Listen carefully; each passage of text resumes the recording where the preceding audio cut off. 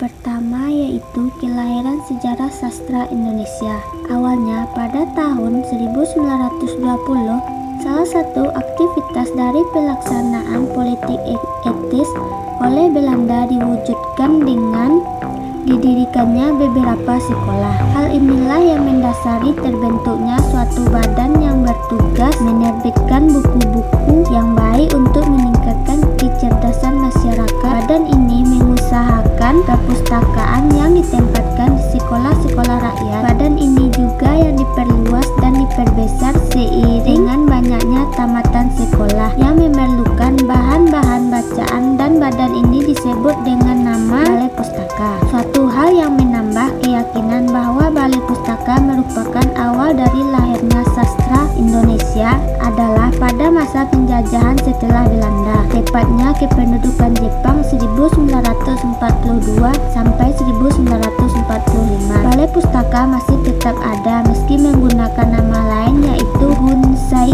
Kanbo Kokumen Toshokyoku, yang artinya Biru Pustaka Rakyat Pemerintah Militer Jepang. Hadirnya Balai Pustaka ini telah membuka hati penulis-penulis untuk memperlihatkan hasil karyanya yang sebelumnya menggunakan bahasa daerah, kemudian beralih ke bahasa Indonesia sebagai ungkapan rasa bangga berbangsa Indonesia. Selain itu, hal ini telah membuka semangat, pikiran, dan kesadaran para penulis untuk mempersatukan daerah-daerah demi keutuhan bangsa Indonesia. Selain menjadi tonggak lahirnya sastra Indonesia, pada masa Balai Pustaka pula karya-karya masterpiece dilahirkan. Hal ini terbukti dari beberapa karya Balai Pustaka yang mengalami pencetakan ulang dan penerbitan kembali. Baiklah, selanjutnya di antara beberapa karya sastra tersebut, roman Azab dan Sengsara karangan Merari Siregar mengalami cetak ulang ke-10 tahun 1992. Roman Kalau Tak Untung karangan Selasih yang mengalami cetak ulang ke-12 tahun 1992. Roman Ates karangan Akdiat Miharja yang mengalami cetak ulang ke-28 tahun 2006. Novel Bukan Pasar Malam karangan Pramoedya Ananta Toer yang dinyatakan terlarang pada tahun 1966 dan diterbitkan kembali oleh Bara Budaya tahun 1999, dan Lentera di Pantara tahun 1994, dan roman Surapati karangan Abdul Muiz mengalami cetak ulang ke-10 tahun 1995. Sastra Indonesia secara umum dibagi menjadi sastra Indonesia Lama dan sastra Indonesia Baru. Sastra Indonesia Lama adalah periode sastra yang dimulai pada masa prasejarah sebelum suatu bangsa mengenal tulisan, tetapi dikatakan bahwa sastra Indonesia Lama muncul bersamaan dengan adanya peradaban bangsa Indonesia yang tidak disepakati oleh para ahli pada masa kebangkitan nasional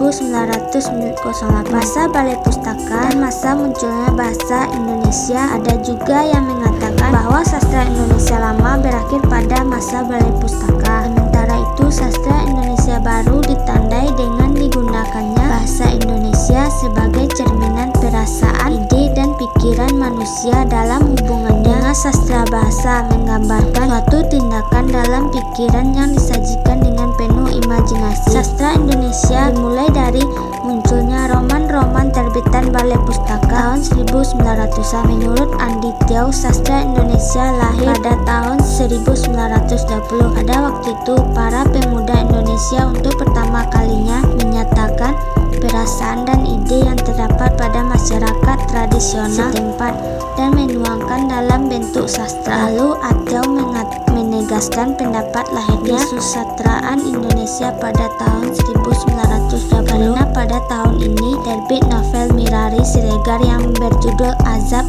dan Sengsara. Selanjutnya kita masuk kepada dirinya kelahiran sejarah sastra Indonesia. Pada zaman dahulu, bahasa Melayu digunakan sebagai sebagai bahasa kerajaan dan bahasa sastra Purwoko 2004-84. Hasil-hasil sastra bahasa Melayu yang tidak tertulis juga sudah ditemukan pada abad ke-19. Sejarah sastra, khususnya sejarah sastra modern, adalah menentukan masa awal sebagai kelahirannya. Banyak para ahli menyatakan pendapat bahwa kelahiran sastra sekitar 1920-an, bahkan sejak sastra berkembang pada abad ke-20, bagaimana tampak penerbitan pers, surat kabar dan makalah, dan buku, baik dari penerbitan kolonial maupun swasta. Banyak para sastrawan yang berpendapat mengenai kelahiran sastra. Meskipun Balai Pustaka merupakan produk yang dibentuk oleh kolonial, kelahiran sastra juga memberikan karakteristik bagi periode sastra Indonesia. Karakteristik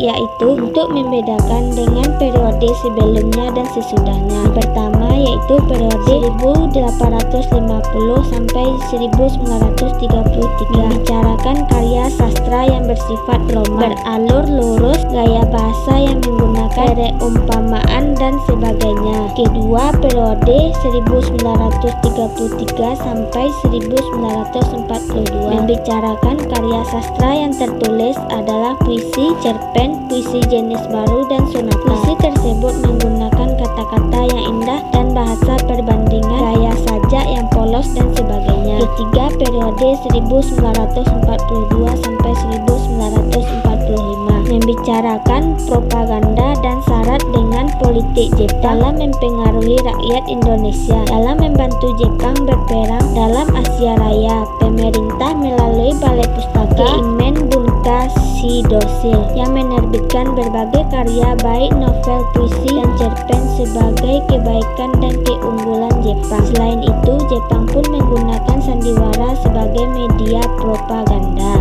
Yaitu periode 1945 sampai 1961, membicarakan tentang mengembangkan karya-karya puisi di dalam hak-hak manusia dengan gaya realitas bahkan sainis ironis. Di samping mengekspresikan kehidupan batin atau kejiwaan yang mengenakan ilmu filsafat eksistensialisme. Kelima yaitu periode 1961 sampai 1971, membicarakan gaya periode sebelumnya dan membahas dampak dari parta-parta corak sastranya bermacam-macam seperti keislaman, les bumi, ide kenasionalisme, les bumi, ide rakyat, lekra, serta ada yang bebas dalam mengabdi kemanusiaan. Keenam yaitu periode 1971 sampai 1998, membicarakan tentang selain maraknya karya-karya yang berbentuk populer, juga banyak bentuk eksperimentasi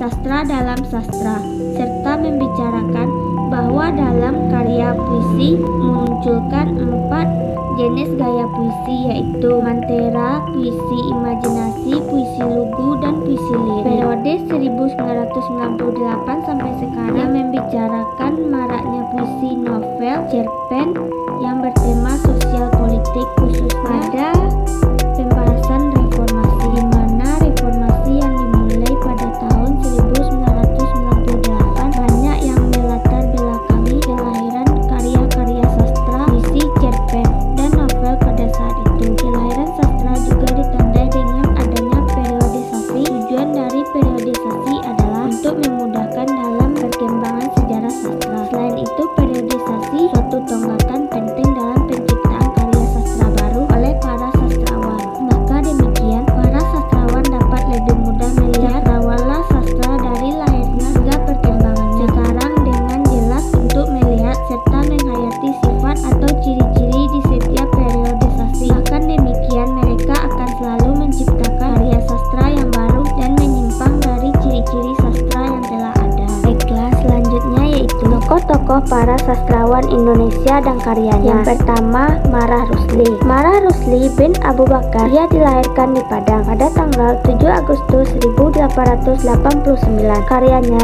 yang berjudul Siti Nurbaya, sebuah roman, diterbitkan pada tahun 1920. Sangat banyak dibicarakan orang. Bahkan sampai kini, alam Siti Nurbaya telah diletakkan landasan pemikiran yang mengarah pada emansipasi wanita. Cerita itu membuat wanita mulai mulai memikirkan akan hak-haknya. Apa ia hanya menyerah karena tuntutan adat dan tekanan orang tua, ataukah ia harus mempertahankan yang diinginkannya? Roman Siti Nurbaya mendapat hadiah tahunan dalam bidang sastra dari pemerintah Republik Indonesia pada tahun 1969 dan diterjemahkan ke dalam bahasa Rusia. Selain Siti Nurbaya, Marah Rusli juga menelurkan karya lain, diantaranya Lahami 1924, Anak dan Kemenakan 1956, Memang Jodoh naskah roman, dan Desna Zahira naskah roman. Yang kedua, J.I. Tatengkeng. J.I. Tatengkeng adalah penyair pujangga baru, lahir di Kolongan, Sangihe, Sulawesi Utara pada tanggal 19 Oktober 1907. J.I. Tatengkeng adalah satu-satunya penyair zaman pujangga baru yang membawa warna kekristenan dalam karya-karyanya.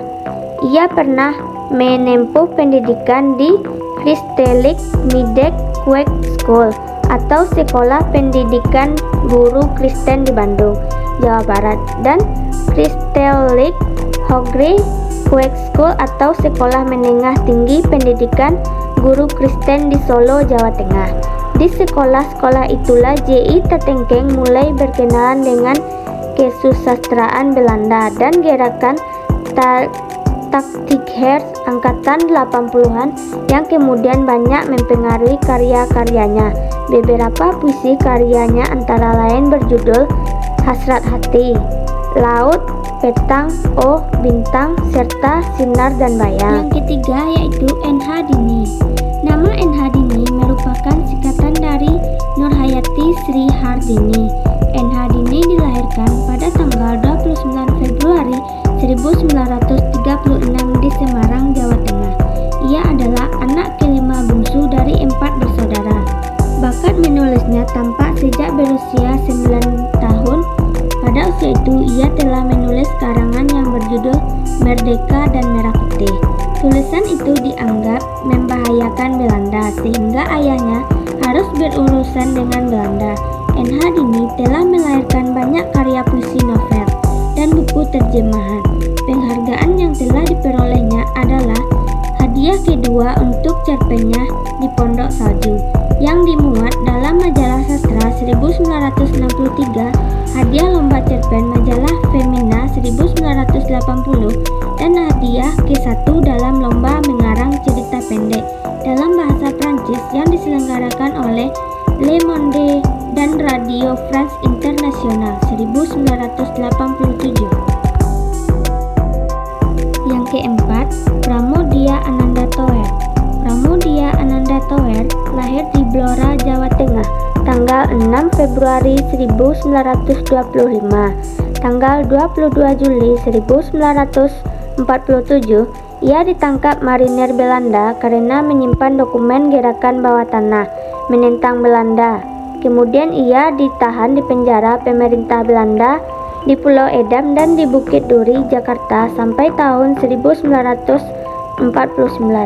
Ia juga pernah bekerja sebagai redaktur di Balai Pustaka pada tahun 1950 sampai 1951. Pada tahun 1952, Pramoedya mendirikan dan memimpin Literi dan Features, agensi duta, sampai tahun 1954. Selama hidup, Pram telah menulis puluhan karya sastra baik berupa novel maupun kumpulan cerita pendek.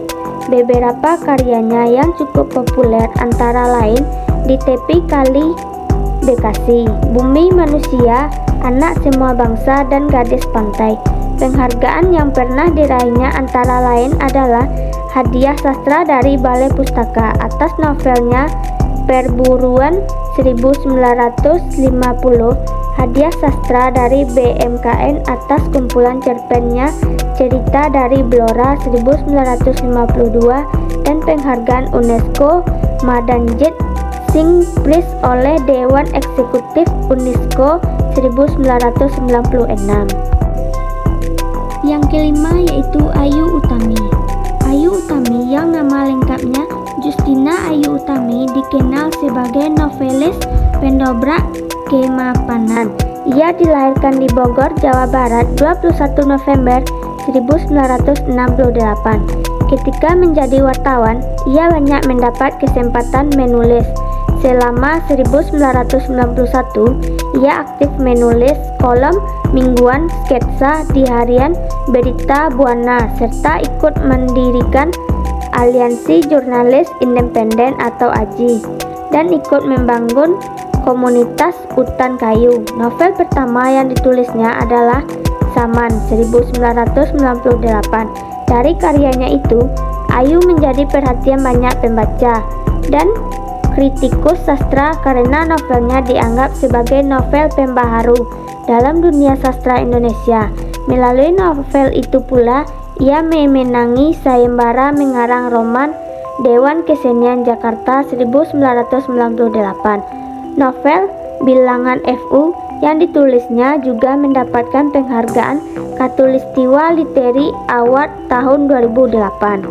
Sekian dari saya, Reza Laurenzia, yang bername 22.148820101. Terima kasih telah menonton Sejarah Kelahiran Sastra Indonesia. Jangan lupa like, subscribe, and comment. Saya ucapkan terima kasih. Assalamualaikum warahmatullahi wabarakatuh.